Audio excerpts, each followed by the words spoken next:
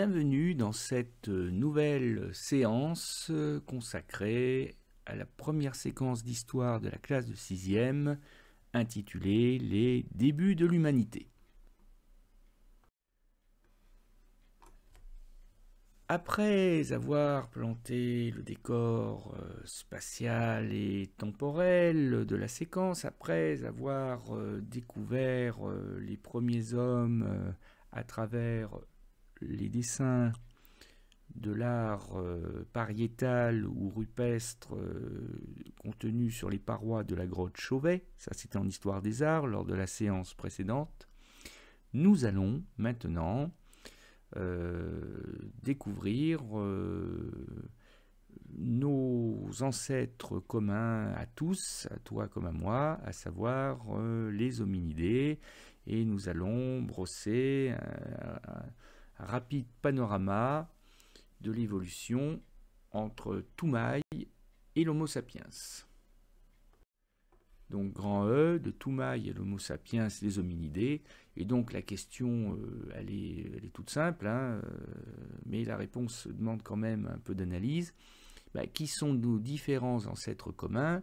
Et puis c'est sous-entendu, mais comme il va y avoir donc une très très lente et progressive évolution de Toumaï à l'Homo sapiens, qu'est-ce qui les différencie les uns des autres? Qu'est-ce qui fait qu'Homo erectus n'est plus Homo habilis? Voilà, c'est le genre de choses que nous allons tâcher de découvrir ensemble au cours de cette séance.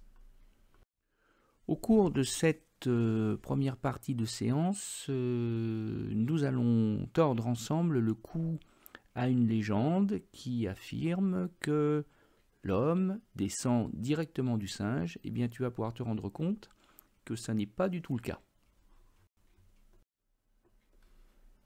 Parce que si on regarde ce qui pourrait être finalement une photo de famille, hein, parce qu'une certaine manière c'en est une, symboliquement, une photo de famille de nos premiers ancêtres, nos plus lointains ancêtres, les hominidés, eh bien, on voit bien au premier coup d'œil que personne ne ressemble à son voisin ou à sa voisine. Il faut dire qu'il y a des millions d'années qui séparent Toumaï d'Homo sapiens, des centaines de milliers d'années qui séparent Homo habilis, d'Homo erectus, d'Homo neanderthalensis, etc., sans parler de l'Australopithèque lucy. Alors, juste un petit rappel sur cette improbable photographie de famille, hein, d'autant plus improbable que l'appareil photo n'existait pas évidemment dans la préhistoire et que tous ces personnages n'ont pas vécu en même temps. Donc si cette improbable photo de famille est possible, c'est parce que grâce aux trouvailles archéologiques, il a été possible de reconstituer, sans doute grâce à l'intelligence artificielle d'ailleurs, de reconstituer l'apparence physique des uns et des autres. Et ensuite c'est le talent de sculptrices en préhistoire comme Elisabeth Dénès qui a réalisé les silhouettes, et plus que les silhouettes, les apparences physiques des uns et des autres. Et alors, qui dit sculptrice dit sculpture, et on pense toujours naturellement aux statues en pierre, en marbre, en bronze, en fonte, en tout ce qu'on veut, mais là, c'est probablement de la cire. C'est ce qui fait d'ailleurs que, encore une fois, on a l'impression qu'ils sont vivants, tout comme on a l'impression que les personnages qu'on trouve par exemple au musée Grévin à Paris, hein, on peut parfois se tromper et prendre une statue de cire pour un personnage bien vivant. Voilà, c'est assez troublant, mais voilà, il n'y a pas de miracle, tout s'explique.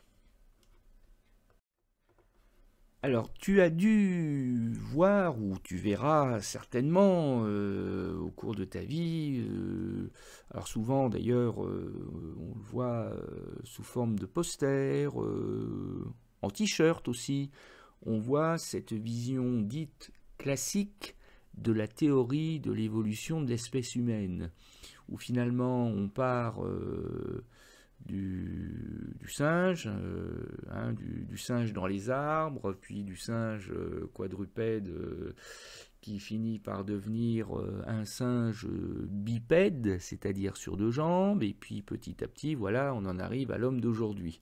Bon, c'est une vision classique que tout le monde a eu l'occasion de croiser au moins une fois dans sa vie. Certes, mais il y a quand même un mais. Eh bien, c'est que cette théorie qu'on retrouve aussi relayée, parce qu'il faut vivre avec son temps sur les réseaux sociaux, certainement sur TikTok, eh bien, c'est pourtant une vision fausse. Cette idée qui affirmerait que l'homme descend directement du singe, comme le montre cette illustration. Parce que, oui et non, oui, d'une certaine manière, l'homme descend du singe, mais non, il n'en descend pas directement. Et ça demande explication. Parce qu'en fait, mais ça on le trouve beaucoup plus rarement sur des t-shirts ou sur des posters, sauf peut-être dans la salle des SVT, des collèges et des lycées, le vrai schéma est beaucoup moins linéaire, c'est beaucoup moins en ligne droite. Voilà, à l'heure actuelle, à l'heure de l'état de nos connaissances actuelles, parce qu'on verra dans une prochaine séance que, surtout quand on parle de préhistoire, il vaut mieux ne pas être trop affirmatif, parce qu'on n'est pas à l'abri d'une découverte qui pourrait tout remettre en cause en ce qui concerne nos certitudes, mais en l'état actuel de nos connaissances, eh bien voilà comment vont évoluer les hominidés sur plusieurs millions d'années. Et alors, en fait, il s'agit d'un arbre généalogique. Et comme tout arbre, eh bien, il faut partir des racines ou il faut partir du tronc. Donc, autrement dit, il faut lire cet arbre généalogique ou ce schéma, comme tu veux, il faut le lire de bas en haut. Et donc, en fait, ce qu'il faut voir, c'est que le plus ancien ancêtre commun aux hominidés, eh bien c'est Toumaï, avec 7 millions d'années, parce que le MA, le M majuscule avec le petit a, ça veut dire millions d'années. Donc on a Toumaï, et Toumaï, lui, il fait partie de ce qu'on appelle les préhumains, c'est pour ça qu'il est en vert, au même titre d'ailleurs que Lucie l'Australopithèque. Et ces préhumains descendent des quadrupèdes. Les quadrupèdes qui sont donc à la base de toute origine, enfin de notre origine. Les quadrupèdes comme le bonobo et le chimpanzé, eux sont des animaux à quatre pattes, c'est pour ça qu'on dit quadrupède, quatre pattes. Et le bonobo et le chimpanzé actuel eh bien, ont des ancêtres communs avec nous, mais sauf que, comment dire, la branche animalière constituée par les quadrupèdes s'est séparée de la branche des préhumains, et elle s'est séparée bien avant Toumaï. Alors c'est difficile de dater avant, mais c'est avant 7 millions d'années en tout cas. Donc les bonobos, les chimpanzés sont nos cousins, mais nous ne descendons pas directement d'eux. Et du reste, comme on peut le voir, les premiers hommes ne descendent pas non plus directement de Toumaï ou de l'Australopithèque lucy, hein, qui sont des branches qui finissent par diverger, qui finissent par se séparer du tronc commun. Et ceux qu'on va appeler littéralement les premiers hommes, ben, ils sont faciles à identifier parce que leurs noms commencent tous par Homo. Donc là, on en voit 4 sur ce schéma, du plus ancien au plus proche de nous: Homo habilis, Homo erectus, Homo neanderthalensis et Homo sapiens. Et donc, ces premiers êtres humains qui sont dans les dégradés d'orange-rouge, eh bien, ils sont apparus vers 2,5 millions d'années, jusqu'à aujourd'hui, puisque nous sommes des Homo sapiens. Donc, on peut dire que les tout premiers hommes sont apparus véritablement en moins 2,5 millions d'années avec Homo habilis.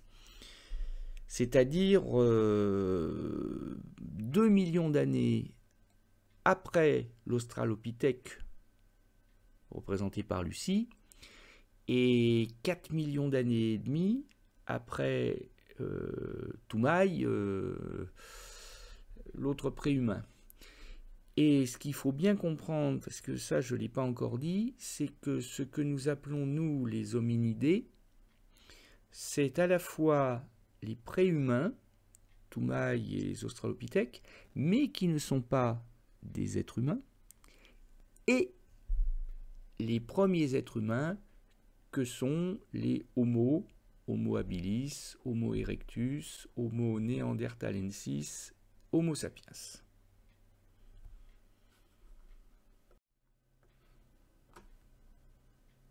Alors on est bien d'accord, l'homme ne descend pas directement du singe, il a des ancêtres communs avec le singe, mais par la suite, les branches cousines ont divergé, se sont séparées l'une l'autre. Mais pourquoi est-ce que beaucoup de gens considèrent à tort que l'homme descend directement du singe? Eh bien, c'est un peu à cause d'un naturaliste spécialisé aussi dans la faune et la flore de la préhistoire et qui s'appelait Charles Darwin, un Britannique qui a vécu au XIXe siècle, qui est encore aujourd'hui mondialement célèbre, en particulier pour ses travaux qui concernaient les espèces vivantes à son époque, et qui a écrit un ouvrage au succès retentissant au milieu du XIXe siècle, en 1859, un ouvrage intitulé « L'origine des espèces ». Et cet ouvrage a fait d'autant plus parler de lui qu'il a fait scandale.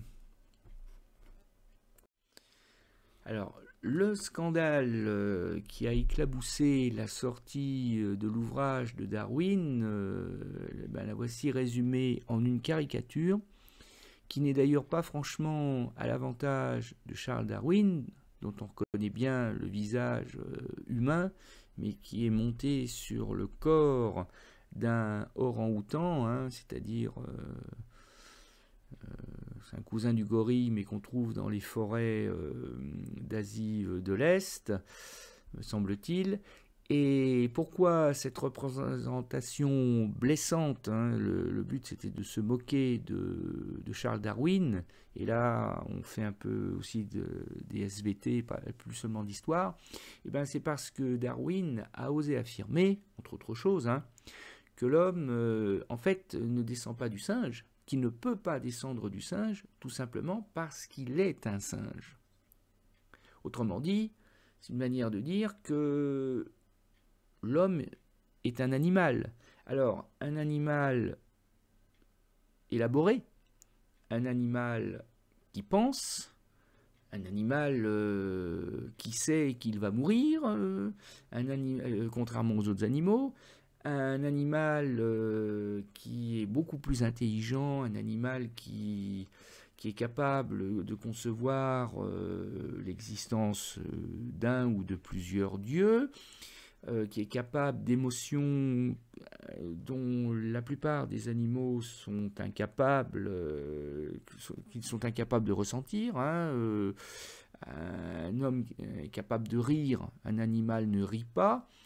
Bon, mais du coup, ça a beaucoup blessé un certain nombre, notamment de confrères de Darwin, d'autres scientifiques, qui se sont dit, mais c'est pas possible, ce Freud, il nous rabaisse au rang de l'animal, alors que l'homme se considère depuis des siècles comme la merveille de la création divine, c'est-à-dire bien supérieur à l'animal. Donc c'est très très vexant. Et c'est pour ça que Charles Darwin a été victime d'une campagne de dénigrement très très violente à son encontre. Pour la petite histoire, c'est aussi Charles Darwin, et ça par contre cette théorie a beaucoup moins scandalisé, c'est Darwin qui a aussi démontré que les espèces qui sont incapables de s'adapter à leur environnement, qui sont donc affaiblis, eh bien, sont condamnés à disparaître. Et l'exemple le plus marquant d'ailleurs, c'est les dinosaures qui ont brutalement disparu du jour au lendemain, après qu'une comète soit venue percuter la Terre, que les retombées de poussière dues au choc aient obscurci le soleil, enfin le ciel pendant des centaines de milliers d'années,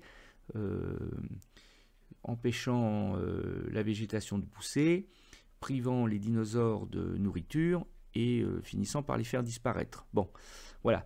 Et donc si l'homme, lui, a survécu, et s'il est le plus fort, et s'il domine la création, c'est parce qu'il est le plus fort.